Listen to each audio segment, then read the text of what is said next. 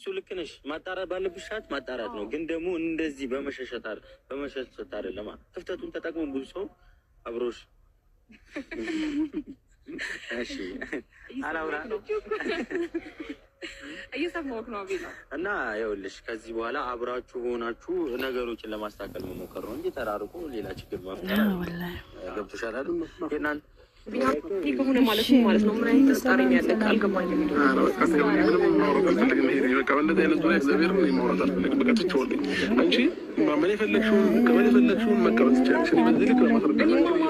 የፈለጉትና መቀበል የፈለጉት አንተን ነበር ያመንኩ። አብርሃም ቢገባ ብትረዳ ነገሮች አንተ አምኜ ሞኝ ሆኜ አይደለም አንተን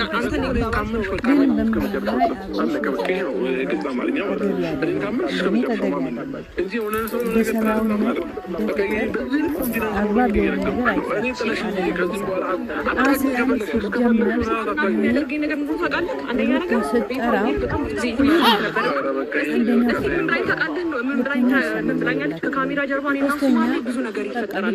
ነገር ካሜራ ላይ ወጣም ብዬ ነው እንጂ ያንን ነገር ምናልባት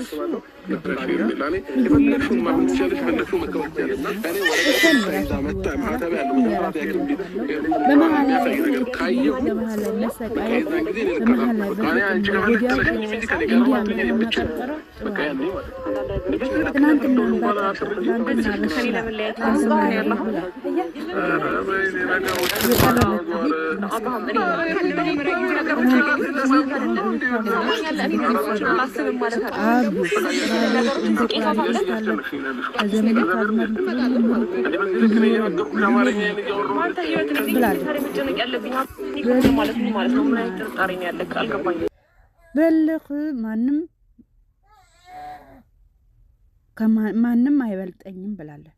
አንደኛው ተለያይቷል ለነዚህ ልጆች፣ ሁለተኛ ሰማናቸው አወርዷል፣ ሶስተኛ ልጆቻችን በጋራ እናሳድግ፣ አንድ ልጃችን በጋራ እናሳድግ፣ ካንቺ ጋራ አልፈልግም፣ 10 ልጅ ወልጃለሁ ብትኝ 10 ልጅ ቢሮሽም ካንቺ ጋራ በቅቶኛል ብሎ በሚዲያ ላይ ቃሉን ሰጠ።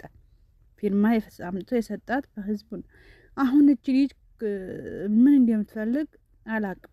ከኋላዋ ብዙ ግሩቦች አሏት። ከኋላዋ ብዙ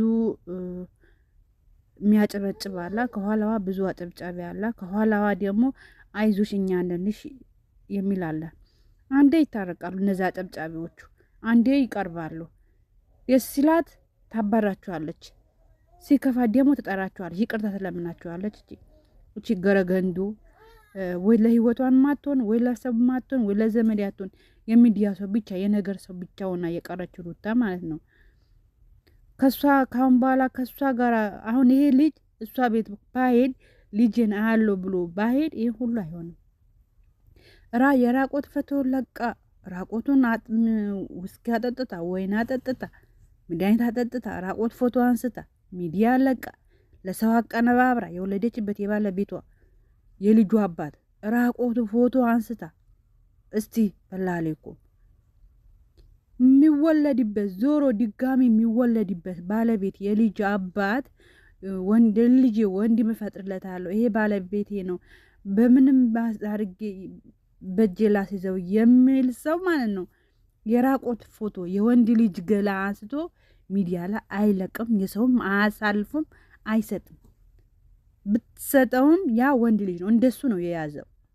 ሴትም ብትሆን ሴት ነው እንጂ የምታፍር የገላ ፎቶ ተይዞባት ሴት ነው እንጂ የምታፍረው ወንድ ጋር ሲላክባት፣ ወንድ ለወንድ ገላ ቢላክ ገላ ሰውነት ቢላክ ምንም አይደለም። የላከችበት ሰውዬ ቪዲዮ የያዘችበት ሰውዬ እንደምንም አድርጎ በብልጥነት አድርጎ አንገቱን ደፍቶ ያስጠፋው ቪዲዮ ዛሬ አብርሽ ከሷ ጋር ሆኖ ሩታን ደህና ኑሮ ይኖራሉ፣ ደህና ህይወት ይኖራሉ ማለት ዘበት ነው። ግን እሱ አያቅም። ያው እያጃጀለችው ጅል እያረገችው በጇ። ወንድ ልጅ እንደዚህ አይደለም። ወንድ ልጅ ፍቅረኛ ባለቤቴ ከሆነ እንደዚህ አይደለም። ለትዳር ለፍቅር ለህይወት ብዙ መስዋዕት ይከፍሉለታል። የእሷ ህይወት የቀልድ ህይወት ነው። የሚዲያ ህይወት ስለምትኖር የቀልድ ኑሮ ስለምትኖር ለእሷ ቀላል ነው ብላለች እኮ። ለእኔ ቀላል ነው። የተለያየ ነገር መስራት ለኔ ቀላል ነው አለች። ለእናንተ ከባድ ከሆነ ለኔ ቀላል። አሁን አርግዣለሁ ብላ ብትመጣ ይቆጭ እናት ይገርማቸዋል። ስንት ነገር አደረጋችሁ ለአብርሽ። ስለዚህ እቺ ልጅ እኔ እንምለው አሁን ማሳብ የምገልጸው ሼር ዲዩት አርጉልኝ። አብርሽ እሷ ጋር ከሄደ ገና ሌላ ነገር ይከተላል። እሷን በጠራችሁ ሰዓት አለመውጣት። አብርሽ ሩታ በጠራችሁ ሰዓት ከወጣ ሌላ ነገር ይመጣል። ስጠራው ስራ ነኝ ቢዚ ነኝ አይመቸኝም እንዲያጠኝ አላቅም። የልጁ ችግር ካለው በወተት አቀብልሻለሁ። ልጅን ለማየት ከፈለ በውጭ ያለው ካሁን በኋላ እንዲያጠኝ የሚል ነገር ካቀረበላት እቺ ልጅ አጠራው። ባለቤቷ አይደለም ጥራዋለች። በቃ ወልዷል፣ እንደዛው ተለያይቷል። ለምን እቺ ልጅ ሄርሜላ በመሃል ላይ በፍቅር ለምን ትጎዳለች? ለምን ታለቅሳለች? ለምን ታዝናለች? ትላንትና አንገቱ እንዴት በቤት ውስጥ ብርድ ልብስ ለብሶ ያቀርቅሮ የሚሰማው አጥቶ የቀረበችለት በአንስታ ታሞ እንጀራስ ባጎረሰችበት ብዙ ታሪክ ደርሶበታል። በዚች ብዙ ነገር ግን መቼም አልሰለችውም። መቼም ለአብርሽ መቼም አልሰለቸውም። ተፈቅሮ ስለ ለፍቅር ዋጋ እየከፈለች ነው ሄርሜላም አንድ አብርሽ። ፍቅር ጥሩ አይደለም። ሴት ልጅ ካፈቀረች ከባድ ነው። ወንድ ልጅ ግን ቢያፈቅር ይሻላል። ሁሌ የፍቅር እንትን ስለምታቀርብለት እሱ ይጫወትባታል።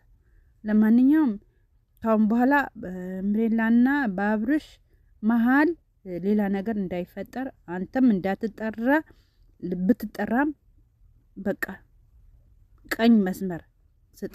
ሄርሜላን ደግሞ ማንም ቢጠራሽ መውጣት የለብሽም። አትውጪ፣ መልስ ስጪ። ይሄን ሁሉ መሆን የለበት። በቃ ህይወት ጀምራችሁ ህይወታችሁ ዳራችሁ ኑሩ። አለቀ። የኔ ሀሳብ ይሄ ነው።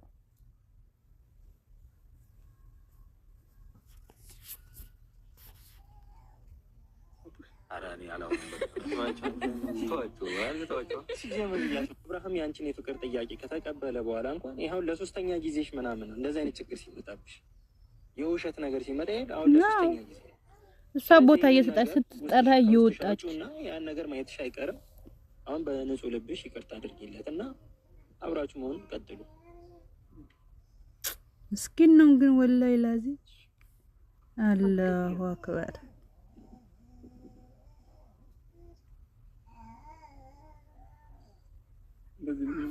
ዛሬ ሰው በሽማግሌ ነው የተጠራው።